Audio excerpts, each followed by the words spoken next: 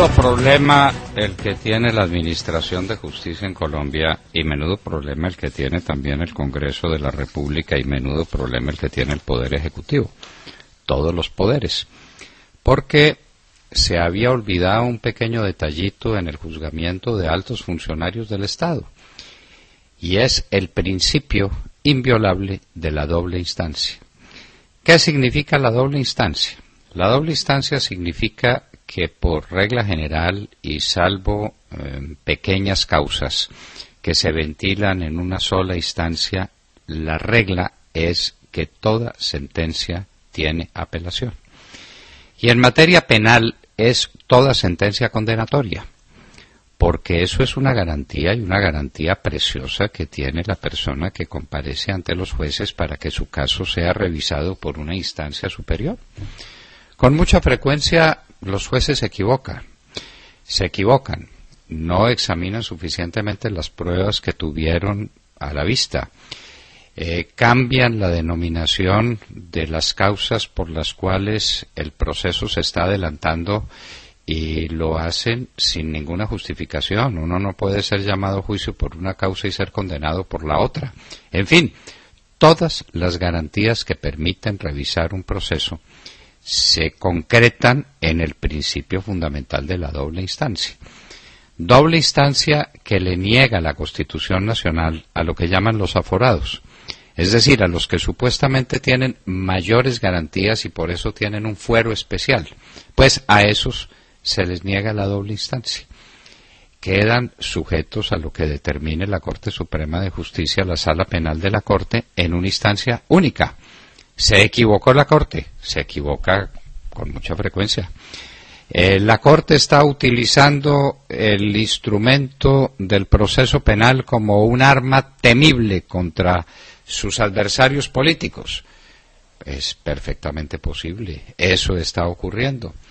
Luego se necesita una doble instancia, alguien que examine el proceso que se ha adelantado en contra de un sindicado y que lo examine independientemente de las afugias del proceso. El proceso suele ser conflictivo, el proceso es una batalla que se emprende entre el Estado, que es el titular de la acción penal, y la persona que es sindicada de la comisión de un delito.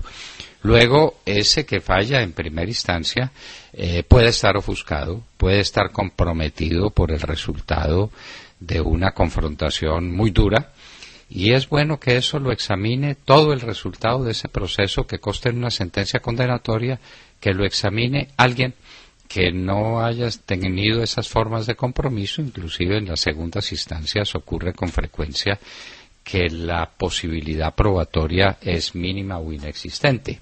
El debate probatorio se surte en la primera instancia. ¿Qué clase de garantía es esa? Para empezar, es una garantía constitucional. La prevé, la contiene el artículo 29 de la Constitución del año de 1991. Y entonces a uno le llama la atención que esa misma Constitución no hubiera previsto una segunda instancia para lo que llaman los aforados, porque dice con toda claridad que toda persona se presume inocente mientras no se la haya declarado judicialmente culpable, y que tiene derecho a presentar pruebas y a controvertir las que se alleguen en su contra, a impugnar la sentencia condenatoria. Lo dice expresamente la Constitución. Pero no solamente lo dice la Constitución, sino que lo dicen los tratados internacionales. Cuando se le pasa revista a los derechos humanos, tal como han sido consagrados en los tratados internacionales que los incluyen como elemento fundamental de los derechos humanos, está incluida la doble instancia. Esa es una garantía universal. Entonces, en eso estábamos, y estaba clarísimo que el Estado colombiano violaba el principio de la doble instancia contra los aforados. Eso estaba claro. ¿Pero qué hacer? Pues la Corte Constitucional dictó una sentencia. Y dictó una sentencia que fue notificada el 22 de abril de 2015, hace un año. ¿Y qué dijo en esa sentencia?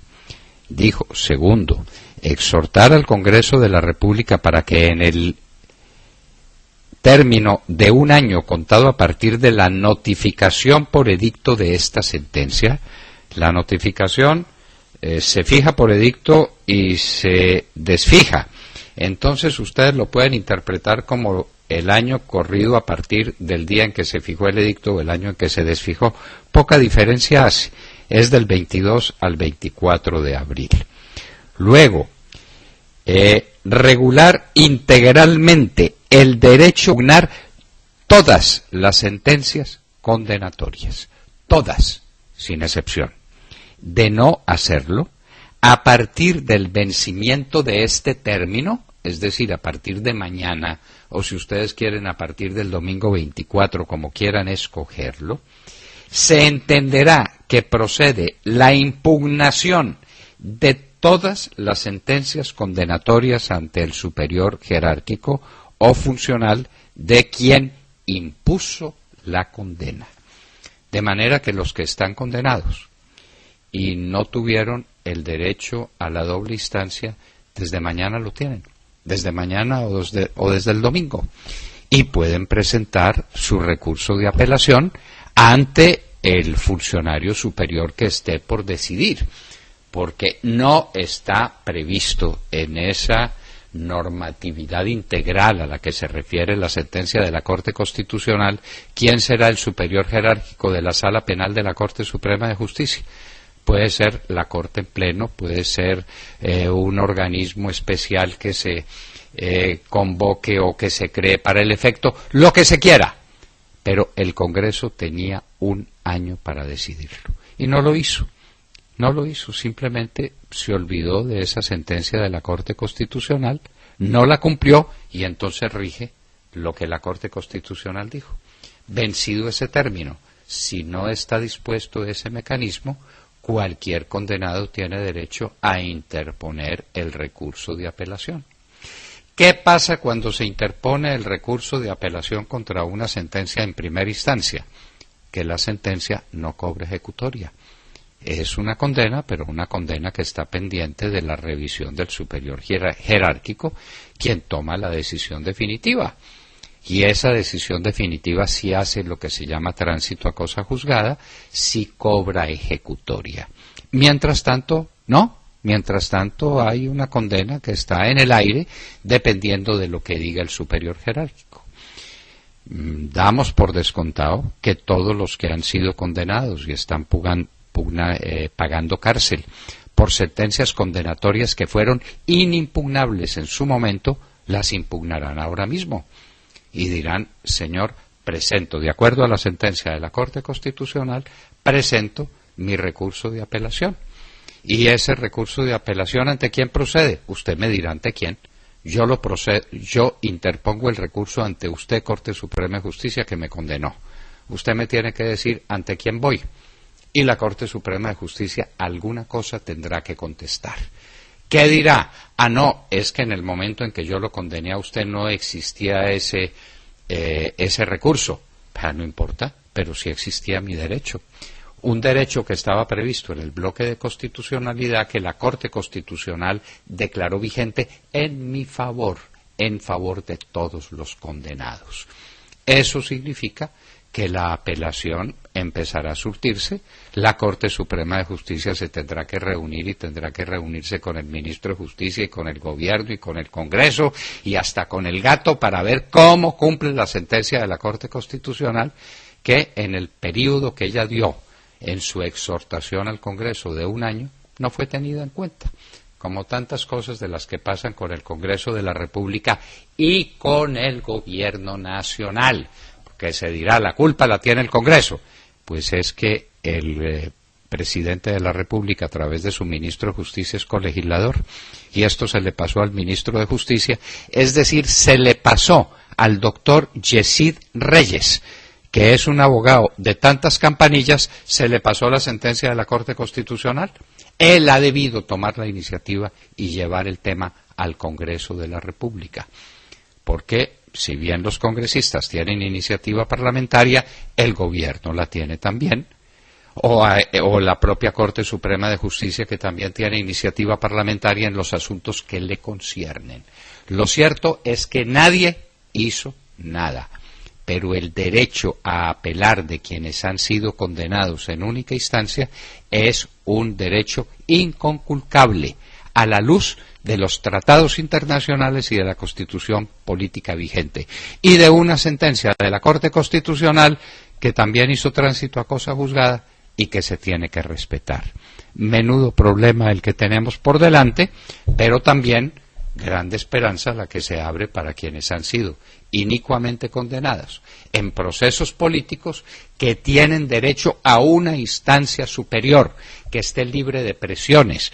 En el caso, por ejemplo, de la Corte Suprema de Justicia, que ha condenado a un poco de gente, dizque porque estaban chuzando a la propia Corte, es decir, la Corte estaba litigando en su propio caso. Que venga alguien y que, sano de mente y sin problemas y sin dificultades y sin presiones, diga si realmente existieron o no existieron las chuzadas y las persecuciones, y no la misma Corte que se dice ella víctima de tales presiones y de tales chuzadas. Esto pues había pasado desapercibido, tenemos que reconocerlo. No se le podía haber pasado desapercibido al señor ministro de Justicia. El doctor Yesir Reyes está renunciando hoy al Ministerio de Justicia y le tendrá que explicar a sus conciudadanos, ahora que es candidato a ser fiscal general de la Nación, por qué incumplió el mandato de la Corte Constitucional y por qué no tomó la respectiva iniciativa parlamentaria para darle una segunda instancia a quienes habían sido condenados en única instancia, en contravía de la Constitución Política de Colombia y en contravía del bloque de constitucionalidad. Ese problema tenemos, queridos oyentes.